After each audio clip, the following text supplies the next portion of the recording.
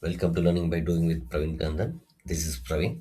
In this Java object oriented programming playlist, we will learn OOPS concepts step by step. This is Java OOPS programming session number 42, single inheritance in Java programming. If you're confident about learning, then like the video, subscribe the channel for more updates. Please click the bell icon and select all notification option. Don't choose personalized option, you may miss some session updates. Let's get started. In our previous session, we have discussed about the overview of types of inheritance. In this session, we'll discuss about the single inheritance in Java programming. So this is the pictorial representation of single inheritance. We already discussed in our previous session. One superclass and then one subclass, or one parent class and then one child class. Child class inherits the properties and behavior of parent class A. So when class inherits another class, it is known as single inheritance. Okay. In this example, we can take like a dog class. Assume that class B is the dog class, class A is the animal class. So dog class inherits the features of animal class. So there is the single instance. Another example, if you're taking the basic mobile as the class A, and then smartphone as the class B. So class B, what is that? Smartphone. So smartphone inherits the features of basic mobile phone. For an example, basic mobile have the data members, company name, price, RAM specification, camera quality, model number. All these properties are common for both the fields. So I already written in super class that is a basic mobile phone. And I have the method like make a phone call, send a SMS, calculator applications. So these features are common for both classes, basic mobile phone, smart mobile phone. So one time writing it in the super class, basic mobile phone. Again, it's not required to rewrite it in the smartphone.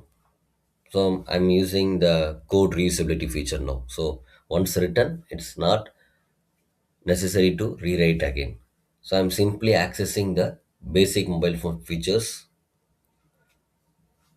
in the smartphone. So smartphone have some unique characteristics. Am I right? Apart from this, browsing internet, chatting, WhatsApp, Insta, so and so. But some features are common for both class. So one time writing in the basic mobile phone. After that, automatically it will be inherited here because we are using the keyword extends. So this scenario we already discussed in session number 32. So please watch it. Okay. Now back to the topic. This is about single inheritance. One class inherits the properties and behaviors of another class is known as single inheritance. So one subclass and then one superclass. Subclass is going to inherit. Inheritment, what's the meaning? Extracting. So features of class A, that is a superclass. Okay. Now we'll discuss this example. To save the time, already wrote the code in the Java Eclipse. So this first class, what is this? Employee is called as the now base class or parent class or super class. So what are the data members we are having here? Employee name, employee ID, salary. These are the data members. This is common for both classes. So I already written this in the super class employee. Next, programmer. Okay, as per this pictorial representation, I wrote class A. Okay, this is about parent class now. What's the class name? Employee. Okay, here for example, I mentioned as A, B. Here properly I'm giving the name employee. Okay, so employee class, the data members are here, instance variables. Next, I'm coming to the class B subclass. So programmer extends employee because these fields are required in the programmer class also. These fields four line over 456 employee name ID salary is common for programmer also. So what's the usage of inheritance? Code reusability. Again, I'm not going to write this code. It is already present in the superclass employee itself. So I'm using to access to or extract the features of employee in a programmer. I should use the keyword extends. Hereafter, automatically these fields present in this programmer class. Okay, hereafter automatically these features are present in the programmer class. So extends employee I'm giving class programmer extends employee. So hereafter these three data members are belongs to programmer also. Added to this, I told you in our previous examples. So as a child, we have some features of our parents. So I already mentioned this with the help of extends keyword. So these all belongs to child class programmer also. Added to this, we have some special characters. Am I right? So in that perspective, I'm just declaring what is that programmer class as a data member project ID. It is not available in the employee, but it is available in the programmer. So added to this employee name, employee ID, salary. Now I'm giving project ID. I'm giving project ID. Okay. So already these data members are there. Now this data members also included. Example, employee class. This container have what is that? Super class Java program. So what are the data members are now present? Employee name, salary. Okay,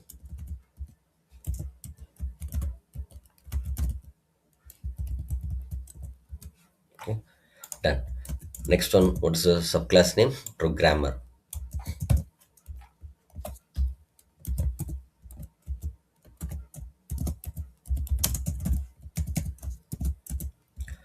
After the using the extends keyword and inheriting the employee, hereafter this programmer class also have these three fields: employee name, employee ID, long salary. Added to this, okay, added to this. Now what we having? Project ID.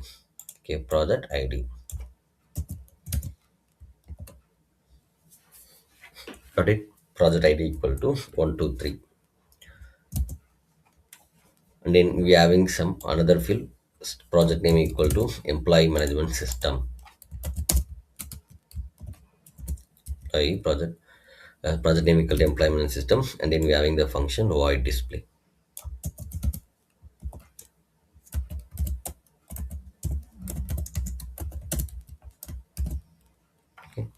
It looks like this. After this, I have to call this. I'm right. I have to invoke this class. Okay, so now how to access this data member? I have how to invoke this display method and all means we have to create the object. I'm right. So always I'll tell you the previous session. So main function, it should be in a separate class. That class should be the public. Okay, so and then class name and then file name should be same. This is the important rule. You can write a number of classes, but the main function class name should be the file name. Mark my word, main function class name should be the file name. Okay, so now here I'm going to use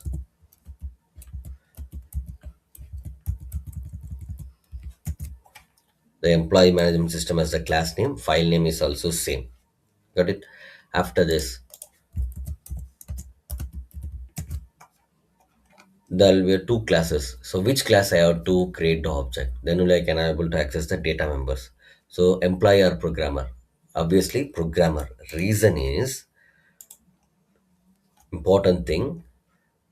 We already extends the employee class. So hereafter programmer class have the access rights to access the data members of employee base class. So for that purpose, I'm giving class name object reference variable name equal to new class name. As usual, same syntax. So hereafter, programmer with the help of programmer object reference variable, you can access both employee class and programmer. So here I'm using programmer dot employee name equal to means actually we didn't declare here automatically this employee name, employee ID, salary belongs to this programmer class. Hereafter we didn't declare, but the help of extends keyword we extracted that features here. So here and what I'm doing means programmer object reference variable dot employee name equal to Arun. Next, programmer dot employee ID equal to 123. Programmer dot salary equal to 25,000. So all details I'm accessing. Okay. Hereafter, the values are initialized like this using the programmer object reference variable. My access is salary 25,000. So I'm printing the a message like employee details. I'm calling the function programmer.display means now the function will be called to line number 12. Now the output is employee name. What's the value stored in that p dot programmer class? P dot employee name means already object is created. So we are referring programmer dot employee name. Programmer class, this the data members already the values are initialized. What is that? Arun. So Arun will be displayed now. Employee name Arun. Employee ID means employee ID space 123. Salary means employee ID space salary. Okay. Next, what is that project ID? We already initialized that. What is that? 123. So this 123 means project ID 123. Project name employee management system is the output now. I'm executing this code now. Watch it carefully.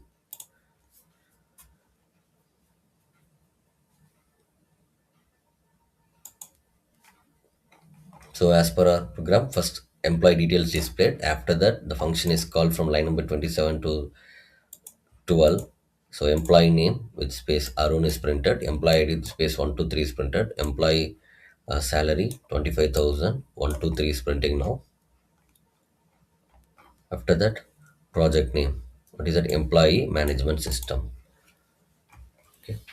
I hope you are clear with this. If you found the session useful, then like the video, subscribe the channel for more update, and please share it with your friends. Thank you for watching.